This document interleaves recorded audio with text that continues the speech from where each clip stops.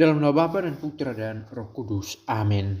Bapak, Ibu, saudara-saudari sekalian. Bacaan diambil dari Lukas 15 ayat 1 sampai 3, ayat 11 sampai 32. Para pemungut cukai dan orang-orang berdosa biasa datang kepada Yesus untuk mendengarkan Dia. Maka bersungut-sungutlah orang-orang Farisi dan ahli-ahli Taurat, katanya, Ia menerima orang-orang berdosa dan makan bersama-sama dengan mereka.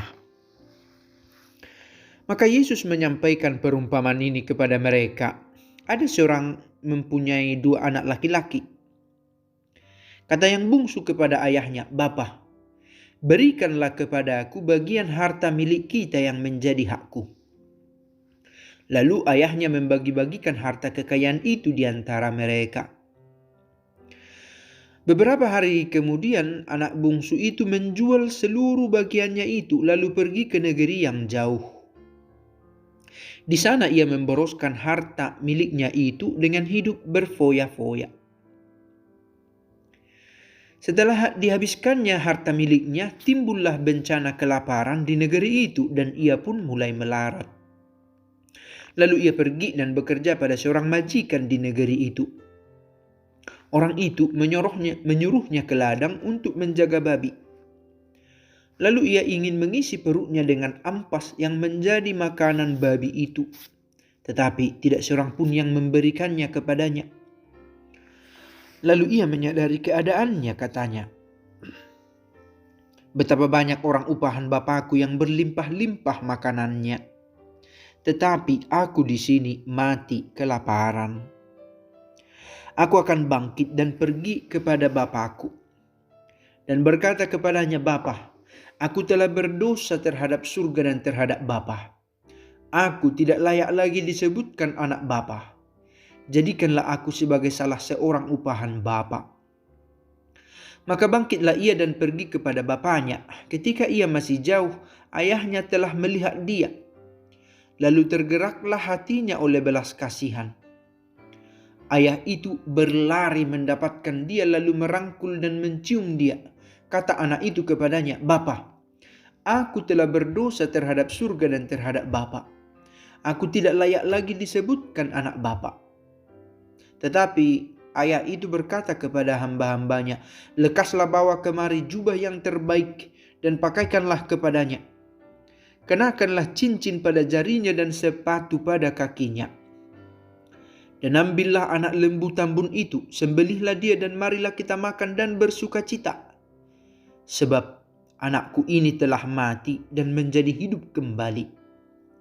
Ia telah hilang dan didapat kembali." Maka mulailah mereka bersukaria, tetapi anaknya yang sulung sedang berada di ladang.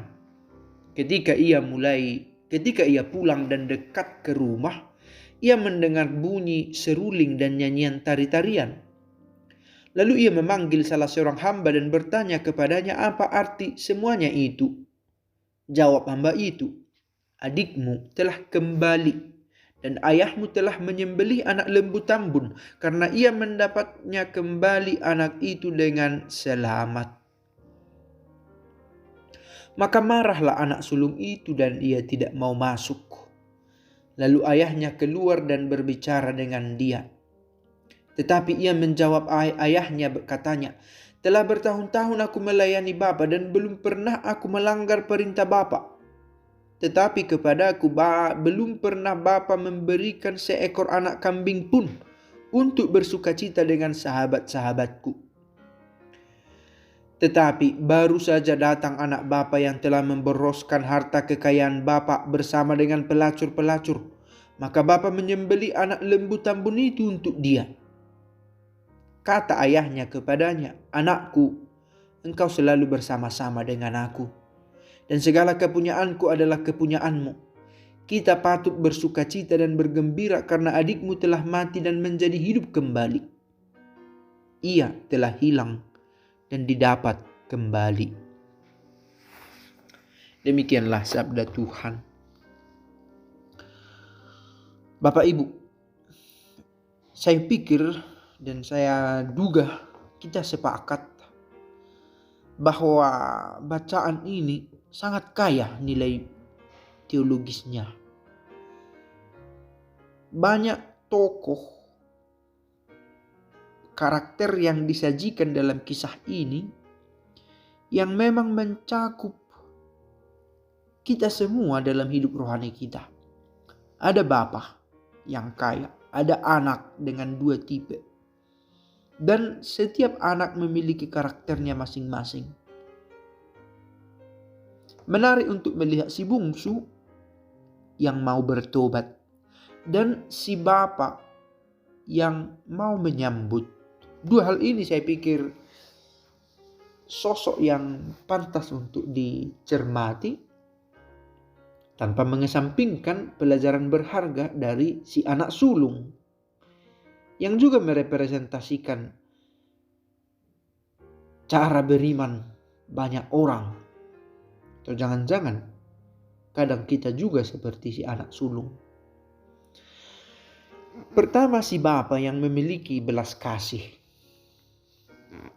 memenuhi keinginan si anak.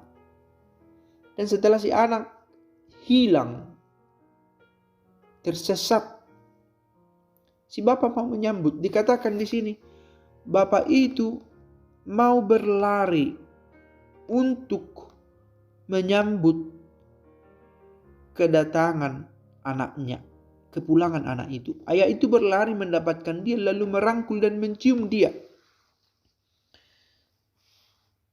Ini adalah kisah yang sangat penting dalam menunjukkan Allah itu sangat berbelas kasih, misericordioso. Tidak hanya menunggu sampai si anak memohon-mohon, tetapi dari pihak Allah selalu ada